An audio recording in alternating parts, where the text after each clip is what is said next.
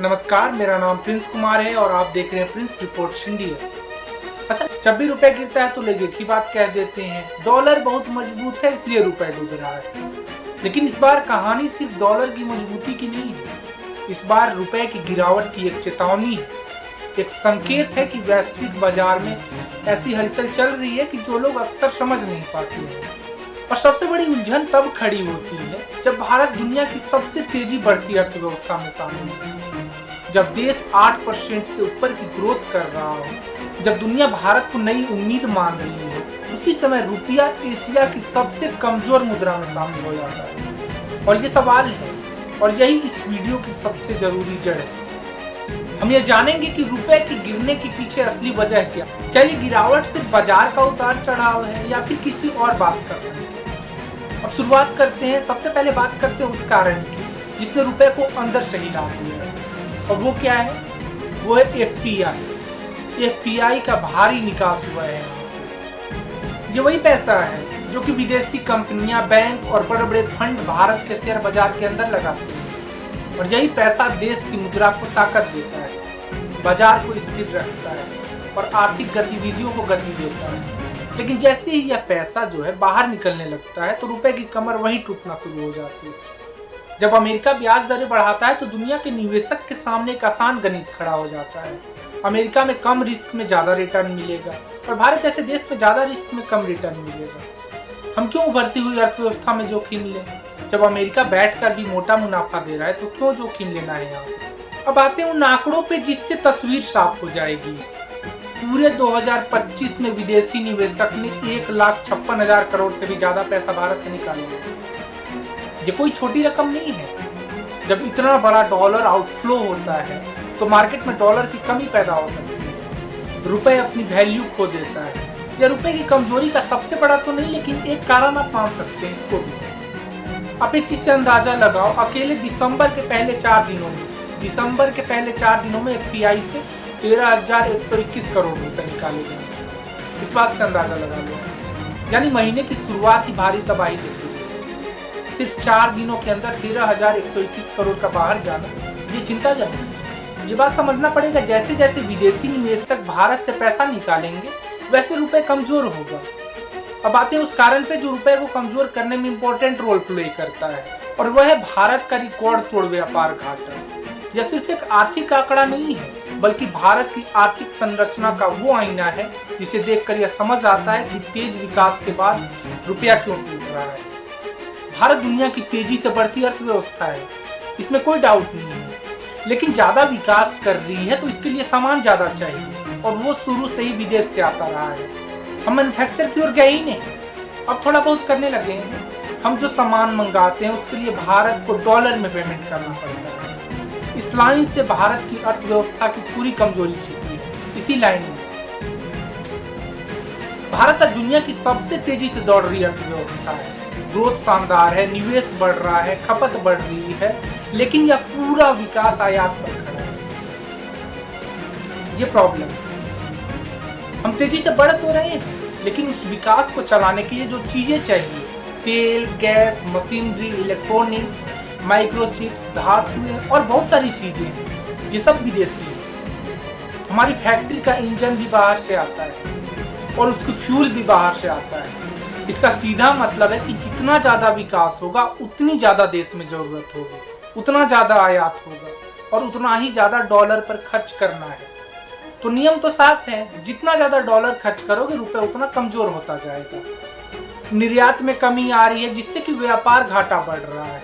जब भारत अधिक खरीद रहा हो लेकिन कम बेच रहा हो तो यह किसी भी देश की मुद्रा के लिए खतरनाक स्थिति है। दोनों का अंतर बढ़ता जाता है और यही अंतर व्यापार घाटा कहलाता है। और आपको एक बात बताऊं, जितना बड़ा व्यापार घाटा होगा उतना ही रुपए नीचे जाता है। इसे मैं विस्तार से समझा रहा हूँ। भारत का व्यापार घाटा अक्टूबर 2025 में रिकॉर्ड 41.68 बिलियन, लगभग 42 तक पहुंच गया, जो कि रिकॉर्ड है, अभी तक का सबसे ऊंचा आयात हुआ है। और ये आंकड़ा बताने के लिए काफी है कि रुपए पर क्या बीती है। इतिहास में कभी भी भारत का मासिक व्यापार घाटा इतना बड़ा नहीं रहा। जब देश एक ही महीने में इतनी भारी मात्रा में डॉलर खर्चते तो उसकी मुद्रा गिरना निश्चित है।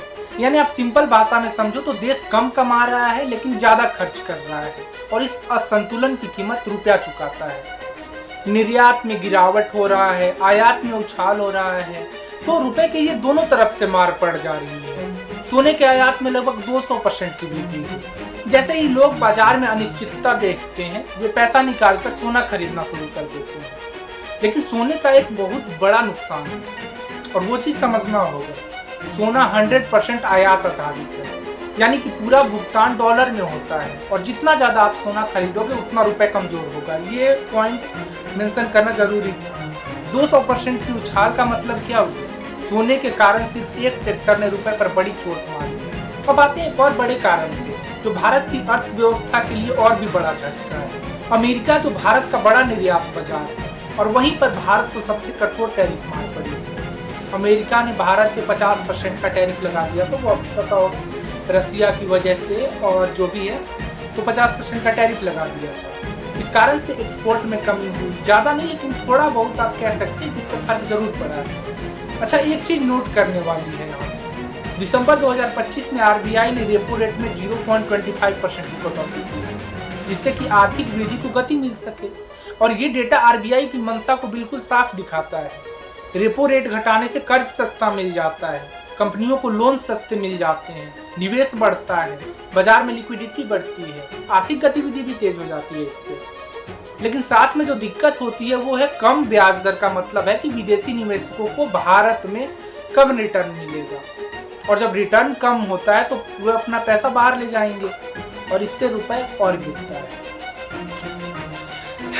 यानी कि आरबीआई एक तरह से यह स्वीकार कर रहा है कि अभी हमें ग्रोथ ज्यादा चाहिए, मजबूत रुपया हम बाद में देख लेंगे।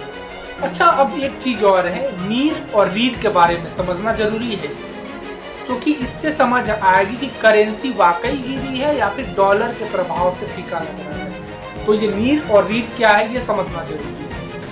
नीर मतलब है कि दुनिया की अलग अलग मुद्राओं के मुकाबले रुपए की औसत कीमत क्या है। मान लो कि भारत 6 से 7 देशों में व्यापार करता है, मैं लेट सपोज मैं मानने की बात कर रहा हूँ, अमेरिका, चीन हो गया, जो यूके वगैरह जो भी है। तो जब आरबीआई देखता है इन देशों की मुद्राओं के मुकाबले हमारा रुपया कितनी कीमत पर खड़ा है और पिछले महीने की तुलना में गिरा है या बढ़ा है, इसका औसत बनाकर एक नंबर निकाला जाता है। वही नंबर है नीर, करेंसी की नीर वैल्यू। अगर नीर 100 से नीचे है तो रुपया कमजोर माना जाता है। अच्छा, अब इसी का दूसरा पार्ट है रीर, लेकिन इससे बिल्कुल डिफरेंट है। वो रीर एक स्टेप आगे है, यह सिर्फ रुपया कितना ये नहीं देखता है बल्कि ये देखता है कि भारत में महंगाई कितनी है, दूसरे देशों में महंगाई कितनी है और असल में खरीदने की ताकत क्या है, असली रुपया कितना मजबूत या कितना कमजोर है। यानी रीर रुपए की वास्तविक ताकत बताता है और ये बहुत मैटर करता है। परचेसिंग पावर वगैरह देखने में भारत बहुत आगे, 15.5 ट्रिलियन के समथिंग है कुछ, वो मेरे पास डेटा नहीं है वरना मैं दिखाता आपको। 15.5 ट्रिलियन के समथिंग है कुछ। ये फैसला करता है कि भारत का निर्यात महंगा है या फिर सस्ता, भारतीय उत्पादों की कीमत विदेशी बाजार में कैसी लग रही है, भारत कॉम्पिटिटिव है या नहीं ग्लोबल लेवल पे। जब रीर 100 से ऊपर था, और ये काफी टाइम से था, रीर 100 से ऊपर काफी टाइम से था, मतलब भारत के उत्पाद विदेश में महंगे थे। अब रीर 97% है अभी, जो कि रिकवर हो जाएगी इसमें। लेकिन अभी ये साफ संकेत है कि रुपया सच में फर्क पड़ा है रुपया। सीधे शब्दों में अगर हम समझे तो रीर और नीर दोनों रुपए को मापने का थर्मामीटर है। एक तरफ मनमोहन सिंह जी का पिक्चर, दूसरे तरफ मोदी जी का पिक्चर, और दोनों को कंपैरिजन किया जाता है। इनके टाइम में रुपए की क्या हालत थी, अभी रुपए की क्या हालत है। लेकिन मैं बता दूं, जो लोग ये बोलते हैं, भ्रम फैलाते हैं और मनमोहन सिंह से कंपेयर करके, कांग्रेस से कंपेयर करके, ये राजनीतिक बयानबाजी के अलावा कुछ नहीं हो सकता। कोई तर्क नहीं बनता उनका, बल्कि भारत का भी एक विजन दिखता है। मेक इन इंडिया, PLI और कई तरह की स्कीमें, उससे एक विजन दिखता है। भले ही लोग इन योजनाओं का मजाक बनाए, जो लोग मनमोहन सिंह के समय के रुपए को भारत से कंपेयर करते हैं आज के समय में, वो एक गलती करते हैं। क्यों? क्योंकि तुलना करने के लिए जिन दो समयों का हिस्सा लिया जा रहा है, जिन दो समयों को लिया जा रहा है, उस समय का भारत में खपत कम हो रहा था, आयात कम हो रहा था, उद्योग सीमित था। आज आपको पता है क्या है, ये वीडियो तो का दूसरा टॉपिक हो जाएगा, इस वजह से मैं डिटेल नहीं बता रहा हूँ, बट रिजल्ट तो आपको पता है क्या चल रहा है अभी। ग्लोबल कनेक्टिविटी भी सीमित थी, डॉलर पर निर्भरता भी काफी कम थी। आज का भारत क्या है? दुनिया का सबसे बड़ा अर्थव्यवस्था उपभोक्ता में से एक है। इलेक्ट्रॉनिक्स से लेकर के कच्चे तेल तक सब दोगुना तिगुना आयात होता है। और आज उद्योग बढ़ चुका है, देश की आर्थिक गतिविधियां विशाल पैमाने पर हो रही है। आईटी, टेक्नोलॉजी, फैक्ट्री, बिजनेस, सड़क, हर जगह 10 गुना रफ्तार है। दिखता है वो लोगों को। ये तुलना सिर्फ और सिर्फ राजनीतिक बयानबाजी है। एक ट्वीट आता है विपक्ष की तरफ से, बस उसे व्हाट्सएप पे राउंड अप कराया जाता है और ये ट्वीट कभी भी जनता से जुड़ा हुआ मुद्दा नहीं होता है। तो इस बात को समझिए, आज भारत का एक विजन दिखता है। मैं भी मानता हूँ उम्मीद से ज्यादा धीमा है। जैसे मैंने अभी एग्जांपल दिया था make in India DLI scheme को, तो लोग इसका मजाक बनाते हैं, वो आपको पता है। और इसमें कहीं ना कहीं नाकामी गवर्नमेंट की भी है। उम्मीद से ज्यादा धीमा है अभी और उसका रिजल्ट अभी बड़े पैमाने पर नहीं दिख रहा है। लेकिन एक विजन तो दिख रहा है, जनता सवाल कर सकती है इसके बारे में। जहाँ पहले भारत चीजें खरीदता था, आज भारत उन्हें बनाने की दौड़ में है। मुझे लगता है वीडियो काफी लंबा हो चुका है। बाकी का जो पार्ट छूट रहा है वो मैं नेक्स्ट वीडियो के लिए रेडी रखता हूँ। वो आप कमेंट करके बताना, मैं नेक्स्ट वीडियो में उसको कवर कर दूंगा। जैसे कि ये कंपैरिजन रह गया, तो मैं अभी डीपली नहीं गया इन सब चीज़ों में क्योंकि वीडियो काफ़ी लंबा हो गया है। अगर वीडियो अच्छा लगे तो लाइक कर दीजिएगा, शेयर कर दीजिएगा और सब्सक्राइब जरूर कीजिएगा। मिलते हैं अगले वीडियो में, तब तक के लिए धन्यवाद।